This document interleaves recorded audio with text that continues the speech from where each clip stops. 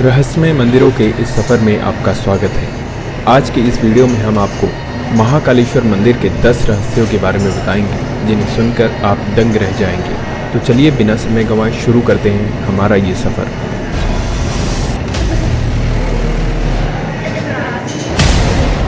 महाकाल नाम का रहस्य। आमतौर पर माना जाता है कि महाकाल का संबंध केवल मृत्यु से है, परंतु ये पूरा सच नहीं है। काल के दो अर्थ होते हैं, एक समय और दूसरा मृत्यु। काल को महाकाल इसलिए भी कहा जाता है क्योंकि प्राचीन समय में यहीं से पूर्ण विश्व का मानक समय निर्धारित होता था, इसलिए इस ज्योतिर्लिंग का नाम महाकालेश्वर रखा गया। दूसरा कारण भी काल से ही जुड़ा है।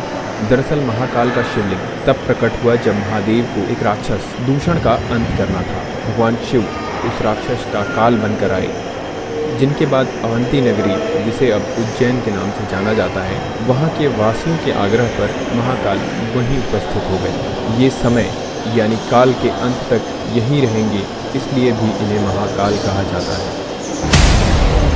क्यों यहाँ रात नहीं बिताता कोई राजा या मंत्री? उज्जैन का एक ही राजा है और वह है महाकाल बाबा। विक्रमादित्य के शासन के बाद यहाँ कोई भी राजा रात में नहीं रुक सकता। जिसने भी यह दुस्साहस किया वह संकटों से घिरकर मारा गया। पौराणिक कथा और सिंहासन बत्तीसी की कथा के अनुसार राजा भोज के काल से ही यहाँ कोई राजा नहीं रुक सकता है। वर्तमान में भी कोई राजा या मुख्यमंत्री या प्रधानमंत्री यहाँ रात में नहीं रुक सकता। इससे जुड़े कई उदाहरण भी प्रसिद्ध हैं, जिनके बारे में आपको जानकर आश्चर्य होगा। एक बार देश के चौथे प्रधानमंत्री मोरारजी देसाई भी जब मंदिर के दर्शन करने के बाद रात में यहाँ रुके थे तो उनकी सरकार अगले ही दिन गिर गई थी। ऐसे ही कर्नाटक के मुख्यमंत्री BS येदियुरप्पा भी जब उज्जैन में रुके थे तो उन्हें कुछ ही दिनों के अंदर अपना इस्तीफा देना पड़ा था। इस रहस्य को कुछ लोग संयोग मानते हैं तो कुछ लोगों के मुताबिक महाकाल भगवान ही इस शहर के राजा हैं और उनके अलावा कोई और राजा यहाँ नहीं रुक सकता। महाकाल की भस्म आरती का रहस्य। जितना प्राचीन भगवान महाकाल का मंदिर है, उतना ही रहस्यमय यहाँ होने वाली भस्म आरती भी है। प्राचीन काल में राजा चंद्रसेन शिव के बहुत बड़े उपासक माने जाते थे।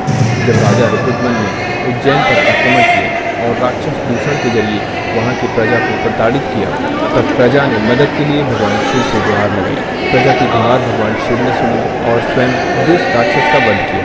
सिर्फ इतना ही नहीं, भगवान शिव ने दूषण की राख से अपना श्रृंगार किया और वह हमेशा के लिए यहाँ बस गए। तो इस तरह से भस्म आरती की शुरुआत हुई।